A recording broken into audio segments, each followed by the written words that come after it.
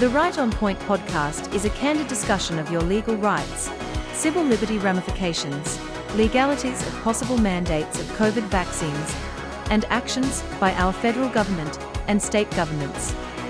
Plus exploring the untouchable topics within the National Vaccine Injury Compensation Program, the PrEP Act, and the Countermeasures Injury Compensation Program.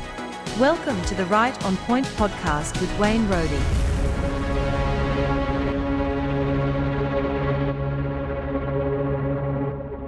Good day to everyone. Welcome back to the Right on Point podcast. I'm your host, Wayne Rohde.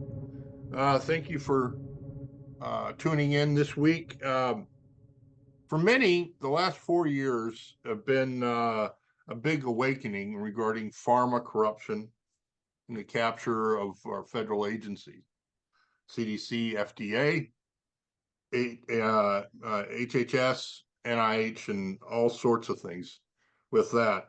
My guest today, Mr. John Beaudoin Sr., has written 2 books about the real data that has emerged regarding the damage done by the COVID vaccines, the practices by our public health officials, and the culprits of these agencies trying to cover it up. The book I'm right into is his first one, is The Real CDC, COVID Facts for Real People. And as many people know that how I read books, I can never read a book front cover to back cover. Never have been able to. I'll read the front couple chapters, and then I go to the table of contents, and I go back to the last chapter, and then I start hunting around in there. And it's just the way I've done it ever since 7th grade literature class, when a teacher approached me and said, "Hey, why can't you read a book in sequential order?" Never been able to do it. But so I'm almost halfway through this book, and it is full of data and charts and explains what is actually happening in regards to the truth in regarding deaths and injury from the COVID vaccine. Here today is my guest, John Beaudoin, to explain his work. And then we're going to chat about a whole bunch of things. I guarantee you we could probably go 3-4 hours, but we're not going to do that. I've had the pleasure of talking with him prior and chatting with him regarding comparing data structures from Massachusetts and Minnesota and around the country. So welcome to the Right on Point podcast, John. Thank you very much for being here. Thank you, Wayne. Happy to be here. I'm going to do something right away and say that my name is Beaudoin. Beaudoin. There you go. I'm sorry.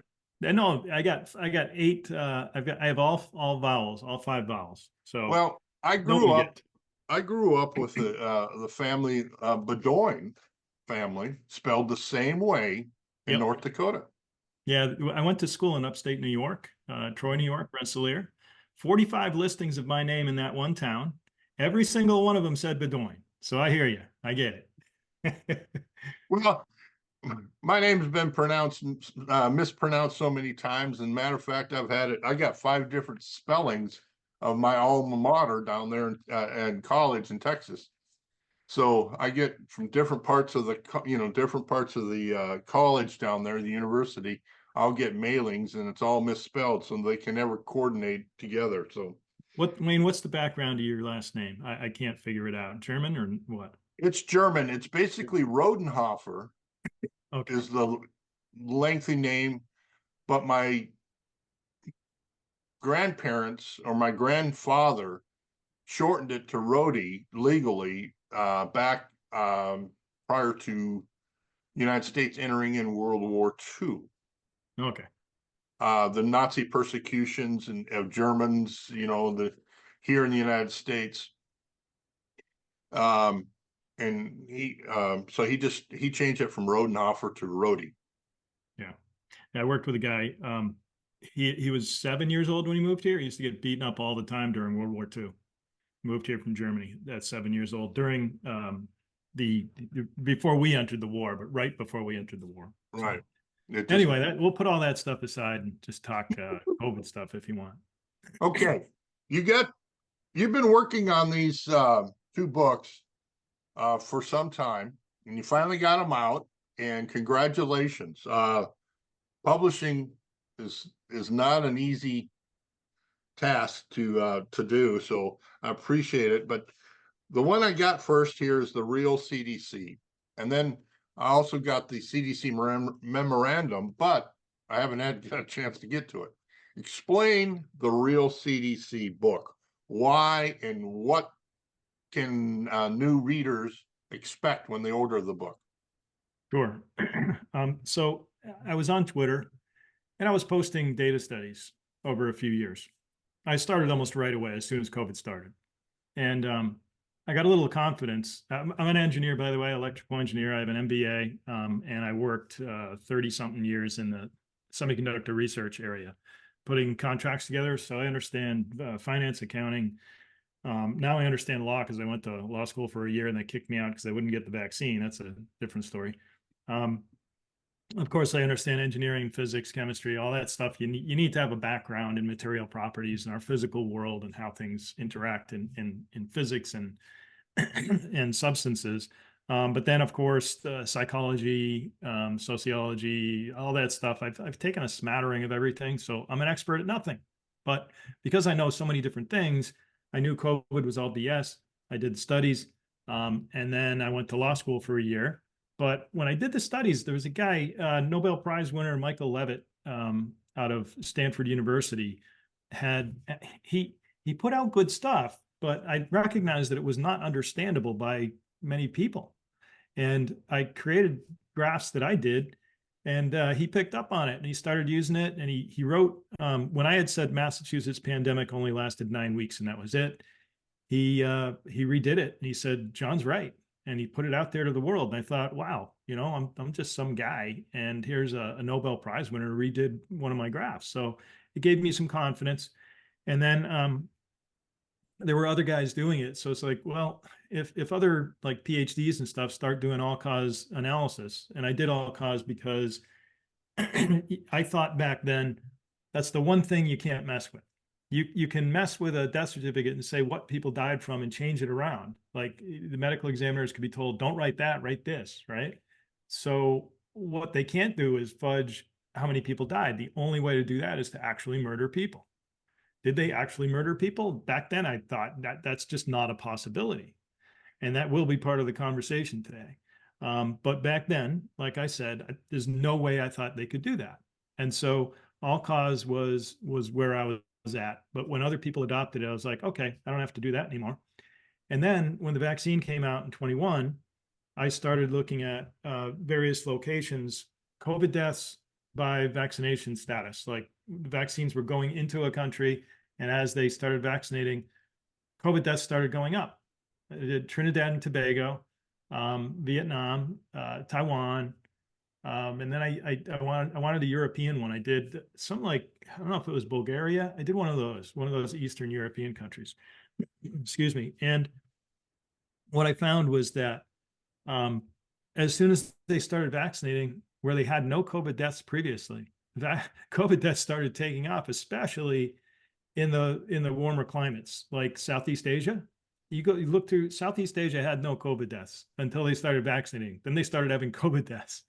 And then Joel Smalley in England came out with a video with like 50 different countries and animated graphs. I'm like, okay, I don't have to do that anymore either because he's doing a much better job. He does animation with the graphs. And like, all right, I don't have to do that anymore.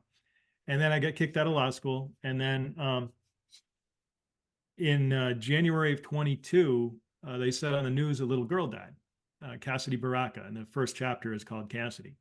And they said she died from COVID. And I knew it wasn't true. And so I sought 8 different public records requests through various people so they wouldn't all look like they were coming from me. And only one hit, and it was the entire death record database for Massachusetts from 2015 through then it was, February of 22. I asked a bunch of professors, please take this data, please do something with it. Nobody wanted to do anything with it. There were a couple of people who asked, and when they got the data, I was like, okay, where's the study? Like nothing came out. They didn't do anything. So I was kind of like, all right, I'll just do it myself. And I started writing equations and comparing things. And I found I have a video where I explain how I started top-down analysis because I don't know what I'm looking for. I'm looking for something, but I don't know what it is. So I did all cause. And then when I found an anomaly in the all cause, I looked at standard deviations from norm being 2015 through 2019. So what happened in 2020 and what happened in 2021? By 24 monthly periods across all age groups, I created a heat map, and each cell would light up a different color. I put conditions on the cells such that if it was in a certain range, it would get darker and darker red, or blue if it was a deficit of death. And I saw these two anomalies, like, wow, those two were really high. Let me go look there. And because I have the database, I was able to go from the top of aggregated data down through the levels of abstraction to a very detailed view of an individual record. And I looked, I filtered on first half of September and first half of October in the age group of, I think it was 65 to 74. Those two cells represented hundreds of people, not 60,000 people. So it gave me the ability to go in and look and actually see something, because it was only a couple of hundred. And I looked through them and I'm like looking, okay, these all seem like they're like related to blood. There's no like pneumonia here and anything like that. These are all really high. And then I was like, pulmonary embolism, pulmonary embolism, pulmonary embolism, pulmonary embolism. Oh man, what is going on with this pulmonary embolism thing? So then I see these codes off to the right. I'm like, oh, what are those? Oh, those are associated with the words. So an I26 is pulmonary embolism. Like, well, let me let me do a study on I26s. So I looked it up, and I looked at go like 2015, 16, 17, 18, 19, 2020 was kind of high, and then 21 took off. Yeah.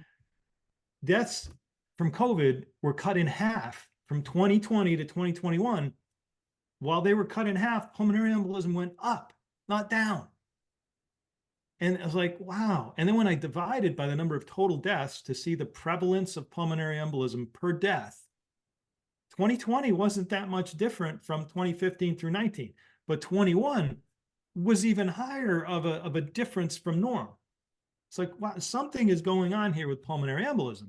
So now I get smart, and I created another kind of spreadsheet where there's 2020 and 2021, and how far from norm is each one, the excess deaths. So what would you expect 2020 and 2021 to be based on 2015 through 2019? And whichever one was greater in excess, it would automatically highlight yellow, because I wrote conditional statements. There's 30 different spreadsheets, all linked, calling each other, a bunch of equations. Most of it is conditional statements. If this, if that, do this. So I did the I codes. I did all the codes, but what turns out is I codes are circulatory, and D codes are blood. So having to do with the blood and the circulatory system. J codes are respiratory. So you've got the pneumonia, influenza, ARDS, COPD, all the stuff having to do with respiratory. So 2020, the column is like yellow all the way down, every cause, like J18, J12, J15, J11, J1, all the J's, like yellow in 2020. And then you get to the I's, it shifts, boom, over here, 21. So 21 was greater in the circulatory and blood-related causes of death, and the respiratory was higher in 2020. So it's like, wait a minute, how does a disease that just, oh, hey, it's January 1st, guys, all you virions, come with me. We're going to change how we kill people. We're just going to stop doing this and do that. It's like, no, there was another externality, and I speak in economics terms sometimes. You can figure out what an externality is. It's like something comes in as an external variable to change what's going on in the system. So another externality entered the system of death. I can't imagine what that is. Now, I would say it's the vaccine for most of the blood and circulatory. But if we talk about acute renal failure, I will say it's probably a lot to do with the vax as a systemic problem where people's immune systems are compromised, so they end up in the hospital. But then the hospital kills them with drugs like remdesivir and vancomycin and baricitinib and the drug protocols that they killed people with, and they died from multi-organ failure, including acute renal failure. So these externalities can be found by looking at the differences from norm. And again, I have all the death records. So, I don't know if that answers your question, but the thesis of my book is the symptom spectrum profile, that is, the causes that cause people to die, changed starkly on a year boundary from 2020 to 2021. And then I go through, I say that the symptom spectrum profile, the age spectrum profile, how old are the people, from what causes, and who are dying in excess. So it's the excess deaths, the symptom spectrum profile, the age spectrum profile, and then what time of year were they dying? Minnesota's north. We're pretty north in New England. We both get a lot of snow. We have cold winters. People have, we know, we call it cold and flu season for a reason. People get sick more in the winter, and a lot of older people die more in the winter. So there's a cycle of deaths where there's a lot more in the winter than in the summer. And it's every year for history.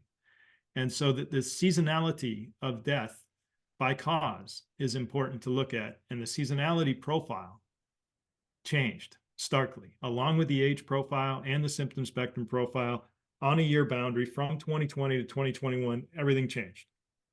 And how did it change? I mean, what was the changes? If you say, cold and flu season up here in Minnesota, generally it's the end of October, November, and whatever. I know exactly. Did it change more where we had a lot during the summer and spring, or the following summer and spring, or how did it change? So there's a number of changes. It's not just one thing that caused it, and you can see that say pneumonia is generally higher in the winter than in the summer. Right. And the seasonality in the sine wave, that only affects people like over 80 years old. Right. You can clean out the weak and the infirm and the people with genetic defects. They do die younger, right, from these winter things. But in general, healthy people under 75, 80, they don't really die more in the winter. The signal goes away, and you'll see that in all the graphs in both books. But how can I see what happened? Well, you have this cycle of up and down, where at the peak of the top, where the most people die, is like right at the turn of the year. It starts in November and it goes through like February, and it goes like that. And so you see that up and down, up and down, up and down, and then you get to now this is Massachusetts. It's different in Minnesota. Every state has to be looked at differently because the policies of the state within the medical establishments determine how people are taken care of, and so you have different death waves that occurred, and I believe that proves it's not necessarily a virus killing people so much as the government's response to the virus. The government killed far more people than COVID did. But let me get back to answering your question. So some of my graphs, you get this sine wave, and then the sine wave goes up along a positive slope line. It just bends up like that. And then there's other places where the peaks and the troughs both rise. And then there's another one where there's a really high peak in the winter. It still goes back to baseline in the summer. And then there's another high peak, but not as high. And then there's a third one. And what that is, it's a standard Gompertz curve of disease in a seasonal climate, where it's a respiratory thing that comes in, it gets you in the winter, but then it goes away all summer. But then it's still around and it comes back and gets you in the winter. So you have a high peak. That's a seasonal externality that has entered society to increase the number of deaths in the winter, with diminishing each year until everybody's used to the disease. And it's called an endemic, right? Mm-hmm. But when you have that bending up, right, the peak along that line isn't changing. So you don't have any increase in the seasonal respiratory virus, but you do have an increase in deaths that is linear. I call it a linearly increasing externality. And that linearly increasing externality going up, it's linear. It's not seasonal. So it's not a respiratory seasonal virus. Something else entered society and started killing people more. Look at a vaccine uptake curve. More and more people are getting vaccinated over time. And you can follow that curve along with the other curve to see, oh, wow, there's something really wrong here. And then if you look at, so the blood and circulatory causes, they go up and down with vaccine uptake. So you have your first dose 1, dose 2, and then you have dose 3 that they call the booster, because the booster is a positive word, not a dose 3 because the 1 and 2 didn't work word.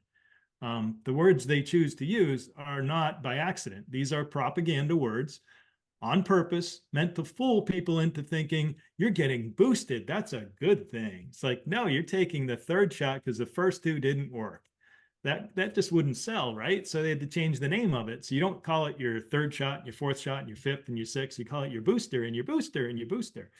So yeah, the blood and circulatory being acute reactions most of the time. They do have long-term reactions as well, but not as often as the acute problems, acute being sudden. So the sudden things, they rose and fall with the vaccine uptake. So you'll see it in the beginning of 2021, and then you'll see another wave around August. Kids are going back to school, while at the same time, the adults, the older people are getting their boosters. So they were getting their third shots when the kids were just getting their first rounds to go to school. And that's when things really took off in terms of deaths associated with blood and circulatory. So yeah, in order to tease out the signals, there's a chapter in there, I think it's called waveforms.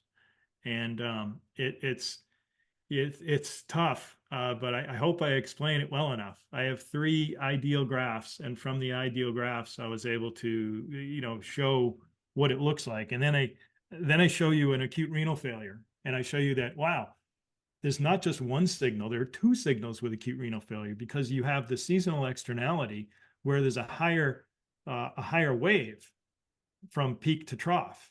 It also bends up along a linearly increasing line. So now you have both entering society for 2 years with acute renal failure or sudden kidney failure. And I believe, I can explain it, but that's my opinion, that it needs to be studied. And the crime is really that the government is not studying these things. That's the crime. And they have all the data they need, and they can figure it out in a month. Right. Yeah, in your book, acute renal failure, and I'm looking at chapter 17 for the viewers when they want to do it, and they're talking about, you have a graph of Massachusetts, and it's showing that it's from 2015 through 2019, it's pretty level, just a very small decrease, and then there's a jump in 2020, another jump in 2021, and then a bigger jump in 2022. And that's all right there. And Yeah. it's To give you an associated. idea, there's in the last 3 years, there's over 3,000 excess acute renal failure deaths in Massachusetts alone. I have the Minnesota data, and that's around 2,000. And I have another state, and that's also high. And I have another state, actually, and that's high. And Vermont's high. And the people who died in Massachusetts who lived in New Hampshire, all the graphs are the same shape. They're up 100%, and it adds up to 150,000 excess Americans died. 150,000 in the last 3 years from acute renal failure alone. It is the worst thing since the 1918 Spanish flu, and nobody's talking about it. And it's in the data. I've been showing it for 2 years. The more states I get, the more it corroborates what's happening.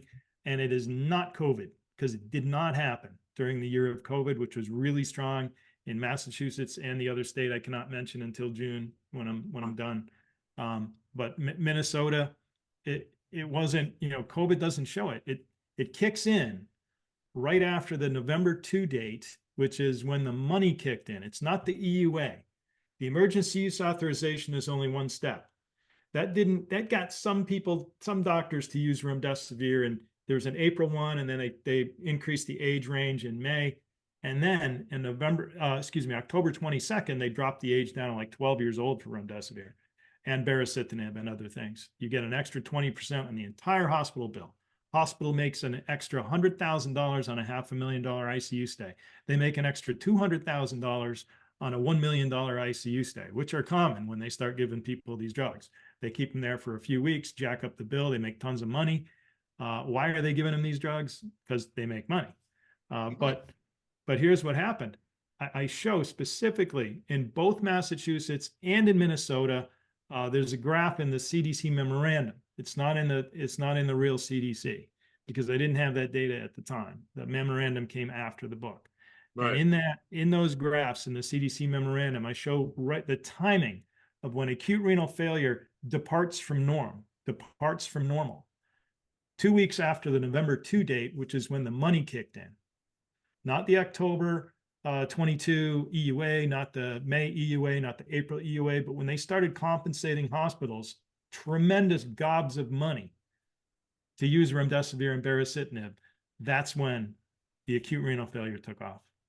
It appears that the Massachusetts data, you don't have 2023 in there yet, in the book, but I could almost project that it's 3 times the number than 2019. 2019, and it's grown over 300% by 2023. That's just astounding, the number of acute renal failure deaths, and can be associated with remdesivir, additional boosters, whatever. Got a question here for you. Throughout social media, there's always a lot of graphs and charts thrown out by a lot of people. And one of the real simple ones was, you got this where flu disappeared in 2021 and 2022. Okay. And just, and people going, okay, where did flu go? And stuff like this. And then it shows up a little bit in numbers. And sure enough, in Minnesota reporting, from the Department of Health reporting, flu and respiratory gone, other than like that. Data manipulation, is that all that is? Or is it something that it's credible to say that flu disappeared, or was it always there and we just coded it as COVID or something like that? Yeah, that replacement theory might be true, might not be true. It could be error, or it could be purposeful. It did happen, but I don't talk about it much. I believe I have it in the book. I think I mentioned it. And it only represents single-digit % of the purported COVID deaths. So it's not a big deal to me, other than it's yet another bucket, because I prove that in Massachusetts and now another state, but not as much in Minnesota. Minnesota was a lot more honest than Massachusetts. But in Massachusetts, I found hundreds of acute fentanyl intoxication in the setting of SARS-CoV-2 positivity. They tested dead bodies for COVID. They called it a COVID death. Same with blunt force trauma to the head, blunt force trauma to the torso. If they're willing to go so far as to take hundreds of accidental deaths and throw COVID on them, what do you think they did for all the old people who died in the old folks' homes? COVID, COVID, COVID, COVID, COVID, COVID, COVID, COVID, everywhere. And everything was COVID in mid-March to mid-June of 2020. And Massachusetts, I'll give you an idea of, okay, this, people need to know this. Massachusetts is central to the whole COVID narrative. Now, it's not just because I live here, but there's $47 billion in venture capital financing behind over 600 pharmaceutical ecosystem companies in Massachusetts alone. That money and that number is Massachusetts. There are 50. Say that again. Holy cow!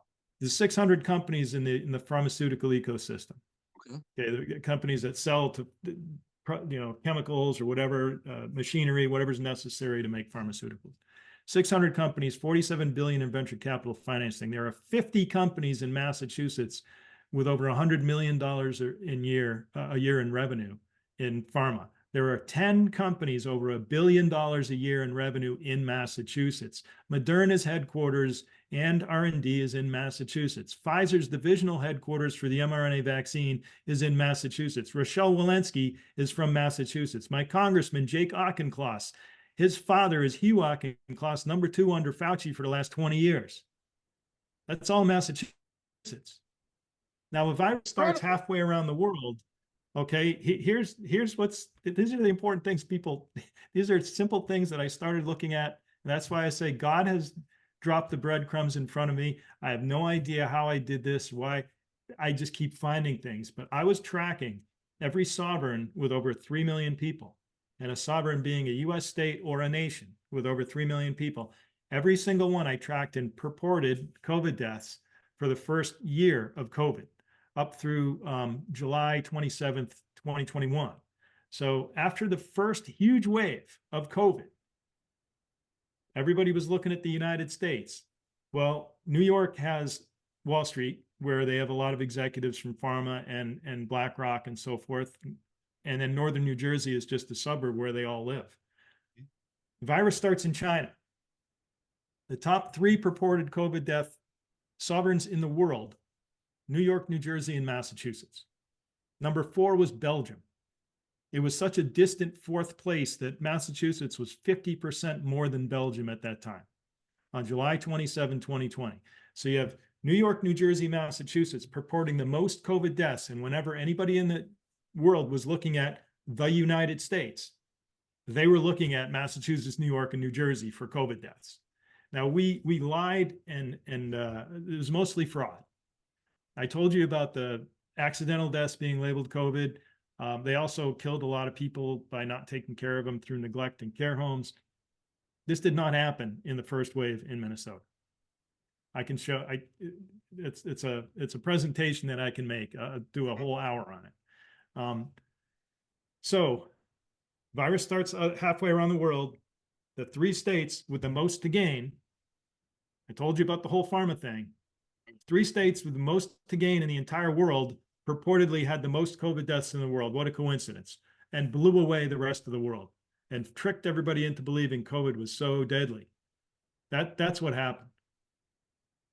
But wasn't Northern Italy having Bergamo, a high rate of deaths too?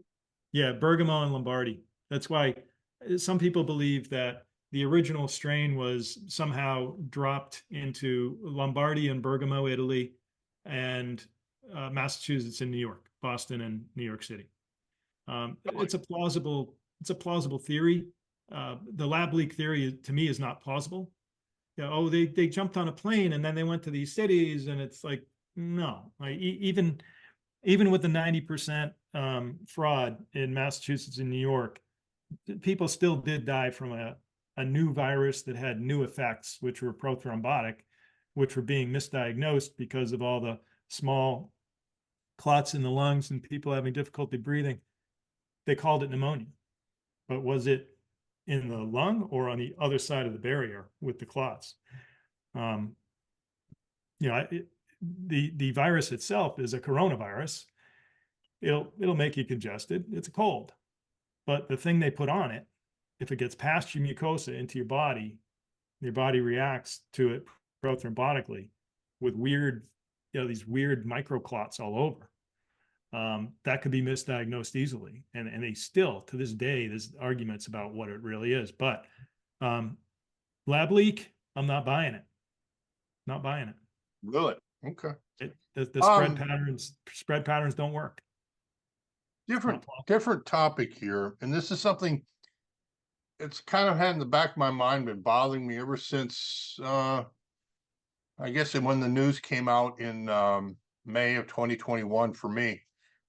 There was 5 or 6 states that had a lot of excess senior deaths, and it was by the actions of the governors by reintroducing positive patients back into long-term care facilities. Minnesota was on the list, Michigan, Pennsylvania, then of course Massachusetts, New Jersey, and New York. It's always been talked about where the governors kind of when they lock down the senior facilities and long-term care facilities, they allowed positive patients to go back into those facilities. Is there any truth to that? Have you heard? Yeah, I believe there's definitely truth to it. It didn't just happen because COVID was really deadly and they went back and they gave them COVID, but also half the staff didn't show up at a lot of these places because either they were afraid of getting COVID or they were told not to come in. And when the staff doesn't show up and you've got 90-year-olds who need to walk down the hallway twice a day, and they're told, here, just put a mask over your face and lie in bed for the next 2 weeks until we have enough staff to walk you around, you die in 2 weeks. Your lungs fill up with fluid, you die of pneumonia, or you get clots in your legs, which then travel to your lungs, and you get a pulmonary embolism, your ventricle shuts down, and you die.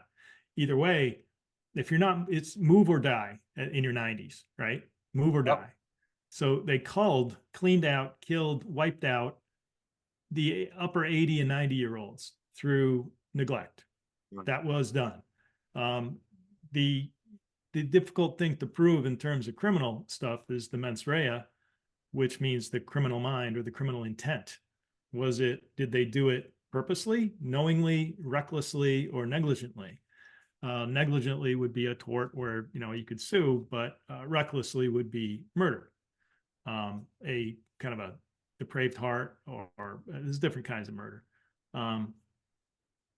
or involuntary manslaughter, right? It could be involuntary manslaughter. I think a lot of the governors, Wayne, most of them are really dumb. They're smart in politics. They know how to stab somebody in the back, and they know how to speak well in public and read from whatever talking points they're told to read from. Most of them are kind of dumb. Yeah. There are smart ones. I'd say Ron DeSantis is a smart guy. He understands the law. He understands the law specifically with regard to war and war crimes, because that's what he did. He was a lawyer for the Navy. I think, or was it the Navy? I can't remember. I think he was in the JAG Corps. Yeah, he was in JAG. I thought it was Navy. Anyway, he was a lawyer for the government. He would be in the field during combat and stuff, so you can only imagine what he was doing. He's a smart guy, but he's only smart in his purview. He's not. So I'm not a genius, but I'm well-rounded in many different areas of study. Most of these guys are not, and they rely upon the experts around them. So if the governors were told, go do this, like, I don't think Cuomo put old people in the care homes on purpose to kill them because he was given orders by some oligarchy. I think he was told that it was the right thing to do, so he just did it because he's dumb. He didn't think through it, I mean, they got Trump. Look at Birx and Fauci convinced Trump about some stuff, and he was even smart enough to not fight them on some other things too. I don't want to get political, but he did say, take hydroxychloroquine, and Birx is like cringing in the background. He fought his own people. It can't say as best he could, because he could have done better. He's still promoting the stupid vaccine, but yeah, that did happen, Wayne. They did kill people in old folks' homes, maybe giving them a cold and then not taking care of them. It's kind of a two thing, right? Okay.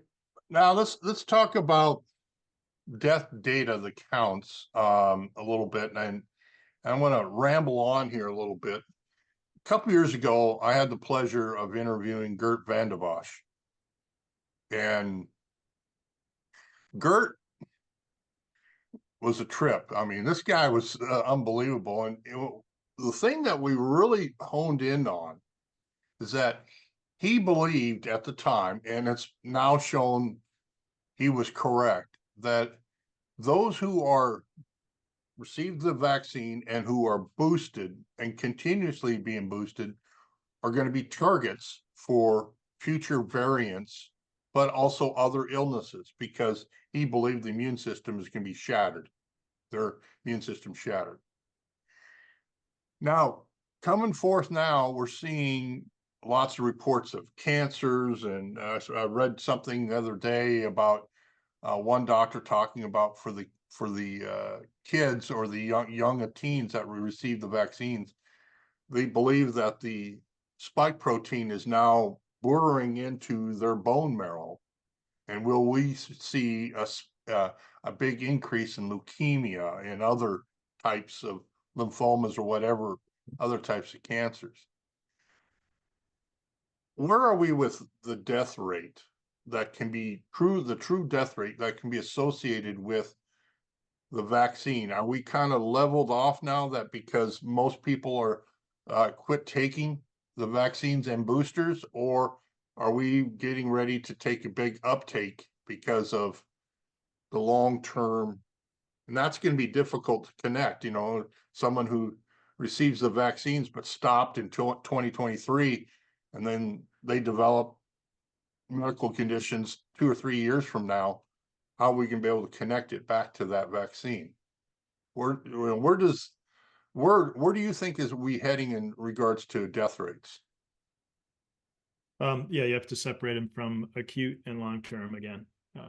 The acute ones like pulmonary embolism have gone down with the uptake of the vaccine. The heart damage though, the acute heart damage where people die suddenly has ebbed, but a lot of people see. Wayne, I feel like there's a weight on my shoulders right now because people need hope more than anything, and they don't need to feel like they got a monkey on their back and they're going to someday just drop dead. I don't want people to feel like that, but there is the older you are, the less ability you have to repair and regenerate certain brain and heart tissues. They don't regenerate like other parts. If you're really, really young, they kind of do. I think the studies are not complete on that, but I tend to think that you have more, call them stem cells running around when you're younger, and you can just repair things a lot better. So if a kid gets heart damage, he might be able to repair it. But if a 50-year-old gets heart damage, you've just decreased. There's two things. One is your likelihood of having a heart attack and dying goes up, but you also, even if you're a kid, you decrease your peak performance ability. A lot of people who are dying on sports fields and such, notice when they collapse. It's right after a peak performance moment, a drive to the hoop, trying to, let's say you're in the box and you're trying to score, right? And your heart's pumping, you got the ball, guys are trying to take it away from you. Before you release your shot, you hit peak performance, then you drop. You drive to the hoop, you start walking away, and then you drop.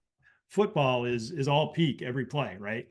As soon as the ball is hiked, the adrenaline starts surging. You go and you use every ounce of force that you have to either run or push a guy or whatever. And then when the play is over, that's when you drop, right? So people don't realize their heart is damaged, and it won't manifest in an event unless you hit that peak performance and you go past your ability that you used to have. And now your heart says, nah, I don't want to do this anymore. I'm done. So the short-term effects are going down, but the longer-term effects, like you mentioned, cancer. And I've said from the beginning, and for your audience, I'm not a doctor, I'm not a biologist. I only look at data. So what I'm telling you are just the facts in the data. It's, of course, some of my opinion bleeds into what I say, but this is just what's happening. And lymph node cancer and bone marrow cancer were the two that I noticed took off the first. And I've been tracking it for a couple of years now. They're only going up. And why lymph and bone marrow? There are other cancers going up, but why lymph and bone marrow? Well, that's where your blood is made. Your lymph nodes make your white cells, and your marrow makes whites, reds, and platelets. And hundreds of bone marrow cancer deaths in excess in Massachusetts alone, tens of lymph node, but it went from 2.58 times normal in 22 to over 300. It's over 400, four times normal. Sorry, 400% of normal, or 4 times normal. Wayne, 4 times normal in 2023. It's crazy. These numbers are nuts. And that's just leading to the other cancers too. There's all these other cancers going wild. So, and what it is, you caught me with the Geert Vanden Bosch thing. It's one thing to be right for the right reasons, but another thing to be right for the wrong reasons. So, I don't dispute that ADE might be a thing. Antibody-dependent enhancement might be a thing, but this isn't it. You are wiping out people's immune systems, but you're not spawning any killer variants because if you did, they would be affecting other people who didn't get the vaccine, and they would be killing them too, but they're not. So you're not creating these killer variants through ADE. That's not happening. But you are wiping out people's immune systems such that they can't even fight RSV or shingles. The variants don't have to be more virulent. They could just be more mundane, but they're out there. And but that was what he was talking about a couple of years ago. Yeah. It's And it's destroyed people's immune systems. yeah, That is correct. Without a doubt. The immune mechanism, if you look at that graph, it's like an I8 and a D8. Look at that one too. It's insane. I mean, the numbers of deaths that are occurring in excess since the vaccine from anything to do with blood and blood forming organs and the immune mechanism of which is a part of that are through the roof. And there's no question. And they've gone down since the vaccine uptake has gone down. And yet the longer term effects are still there. There's neurological effects. Turbo dementia is a thing, not just turbo cancer. There are people with dementia that they get the shot and it says right on the death certificate, quick decline after vaccine, died 5 days later. If you already have a bunch of little leaky brain holes punched in your capillaries of your brain, this is just going to make them wider and you're done. just one of the tough things I've been looking at and studying on the compensation part of this thing is a mess. By the way, they just released the new numbers for April, finally, and today's April 22, and they released April 1 statistics on the countermeasures injury compensation program, and it's more insulting news. They awarded one new case of compensation that's basically for syncope. Person got the shot, fell over, broke their jaw, and dental work. That's it. That's all they're compensating. This is the way our country, our nation works here. But I know so many people who have been injured from the COVID vaccines, and their injuries and their medical conditions are changing. They're morphing. And what they were 6 months ago, what they were a year ago, and what they are now, it's changing, and they're having difficulty getting proper diagnosis, but also proper treatments and things like this. Yeah, they don't know. When you look at data, it's just a point in time, and Yeah. it's not something that, if there is a way to track people, how their medical conditions have changed would be interesting and morphing.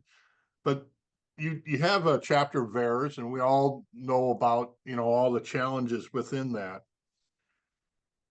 What is your sense of underreporting by the VAERS system during COVID and then pre-COVID? I mean, is it whatever you see multiplied by 30 or 40 times or whatever, or what do you think?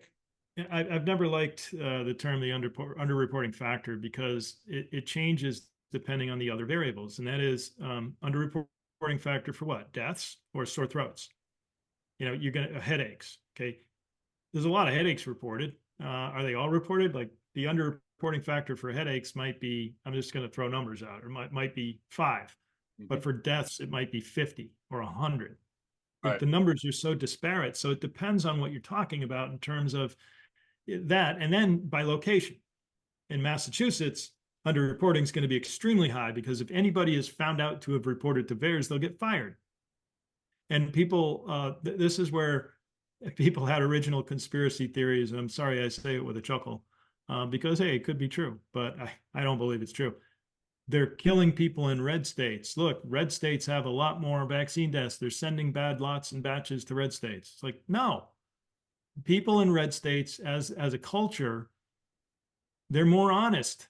They're doing what they're supposed to do, and they're reporting to VAERS more because they're just more honest people.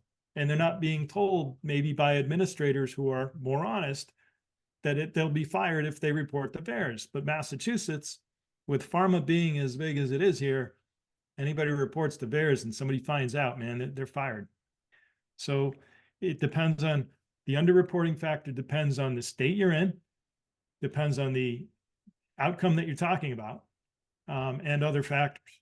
So, Wayne, I mean, you pick a number, 100, 500, 80. It's more than. I think death is anywhere from 30 to 50% times 50, whatever that number is. There's just no way of really truly finding out. But Yeah, I think think over 500,000 have been killed by the vaccine, and it's climbing because of the Yeah. longer term effects. But how many are reported dead? Like 18,000? So what would that be? That would be 2.5 to 25 times. So 10, about 25 times, maybe. Yeah, 25x underreporting. The other thing I find fascinating about VAERS is a lot of people who say, well, it's just a voluntary system. Well, sure it is. But when you go look at all the serious adverse event reporting within VAERS, a lot of it's done by clinicians. Yeah. So let me address something right now with regard to data. Okay. Data is not conclusive evidence. It is persuasive. It is supplementary evidence. It is not your main evidence. The main evidence is, and this is where I explain your top-down look at data, say from all-cause deaths at the highest level of hierarchy, you either died or didn't die. That's all the information you get, how many deaths there were. Then you throw in ages, you can look at age bands, you can look at what they died from, you can look at gender down through the mid-level of abstraction. Then you get into the details of a death record. That's not the lowest level of abstraction. The lowest level I know of is the 12,000 page medical file. The 12,000 page medical file that represents the single data point in all cause deaths. When you get into the individual records and you start reading, that's where your evidence is.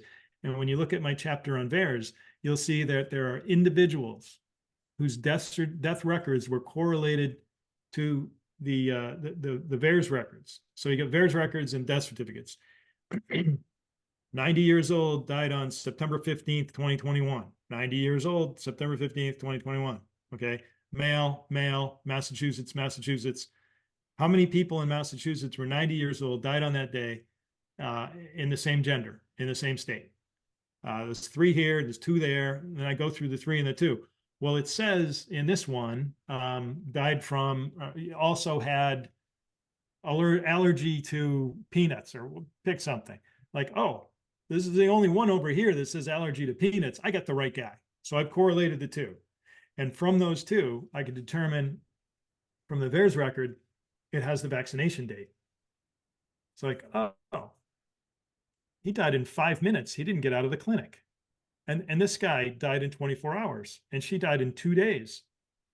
Now, I have a 98-year-old from Vermont. I have the VAERS record. I'm going to go all the way to 98, right? Because who's going to challenge a 98-year-old who died from a heart attack? So her death record says she dies from a heart attack.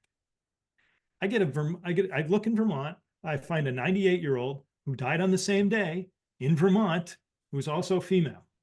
It's the only one even close. I got the right one. There's no question about it. The death certificate doesn't mention a vaccine and says she died from a heart attack. Who's going to say anything? The VAERS record says she got the shot. Her heart rate went to 145 beats per minute for 2 days, and she died of a heart attack. Now, tachycardia, fast heartbeat, is known from these vaccines. There's no question about it.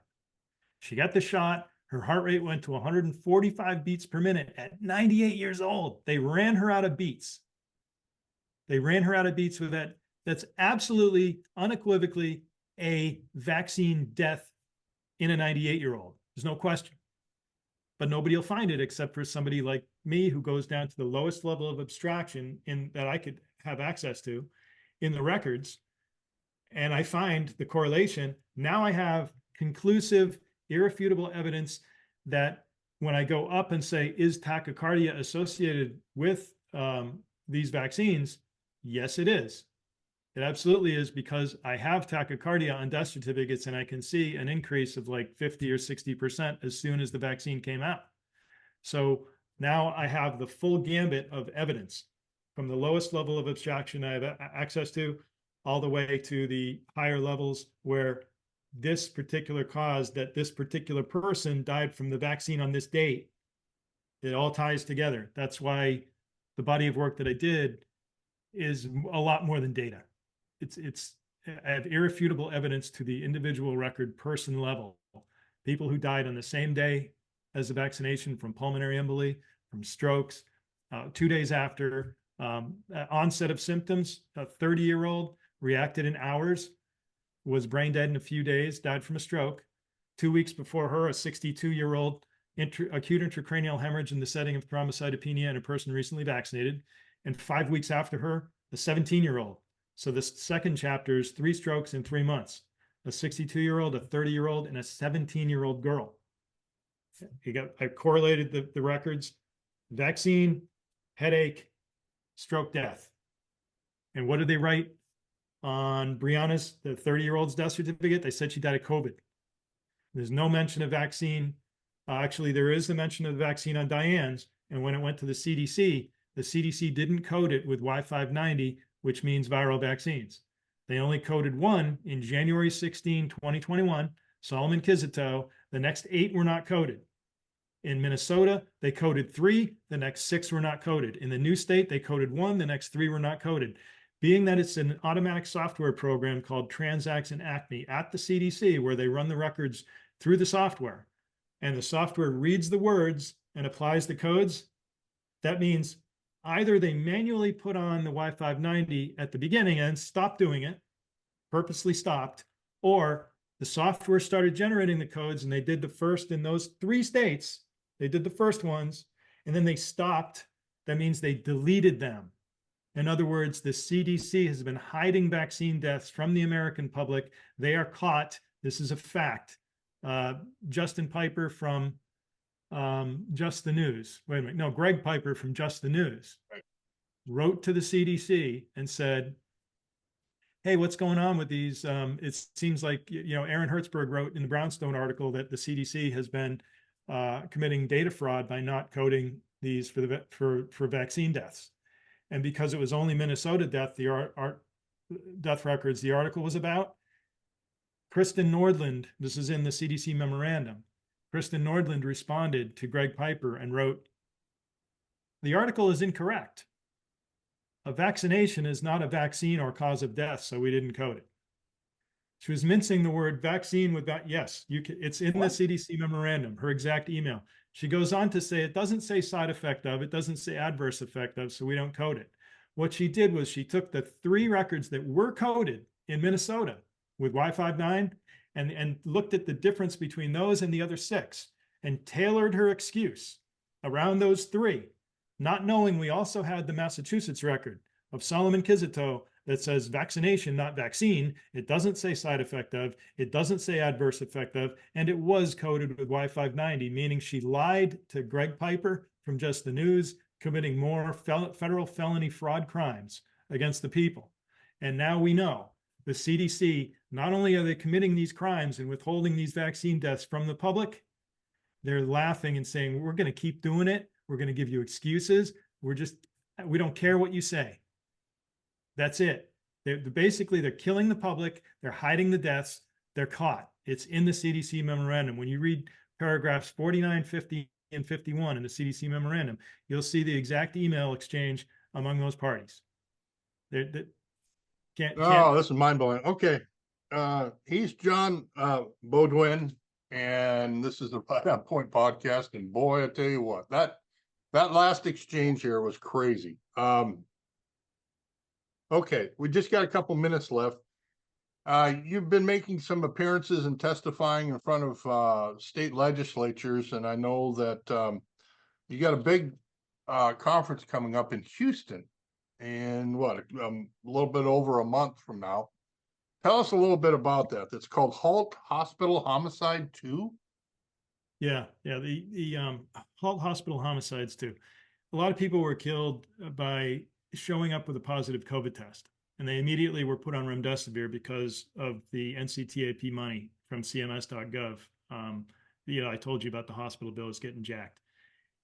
They go up extremely high, so they get them with remdesivir. Then they start putting them on a protocol to get them on a ventilator because they get a lot of money for being put on a ventilator. Right. And in the CDC memorandum, I have Danielle Alvarez and a number of other, I think four people from Minnesota, maybe. Yeah, I think 4. I changed their names based on a request from the people. So some names are changed, but all the data is accurate. And that is, you show up with a positive test, they put you on a protocol of remdesivir immediately. Even if Danielle had, at 28 years old, 95% oxygen. She was not struggling. All of her vital signs were normal. I won't go through them all, but they're all normal. And then they hit her with remdesivir, which means she's in the hospital for 5 days getting that stuff run through her veins. 200 milligrams and then 100, 100, 100, 100. And then, hey, we got to jack the hospital bill more. Let's start putting her on propofol, fentanyl, lorazepam, midazolam, dexmedetomidine. Oh, Kill now her we, off. oh yeah. Then they put her on a ventilator and then she got a lung infection, which always happens. And then they hit you with vancomycin because you end up septic because it nicks. It's not just in your lungs; it gets past your lungs and into your blood. So now you have blood infection. They hit you with a strong antibiotic, vancomycin, which I believe destroys the kidneys. I'm told I'm wrong, but I think that's by doctors who've used it appropriately. It's not being used appropriately in these cases. So they end up their kidneys fail. They go into multi-organ failure and they die. And so many people. I mean, people were handcuffed to the beds.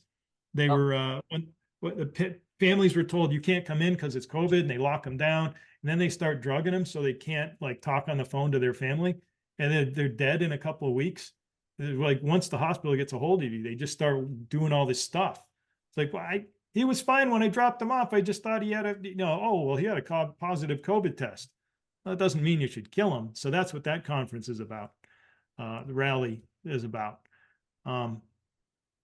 That's a big lineup, though. You got Warner Mendenhall, Dr. Brian Artis, Judy Mikovich,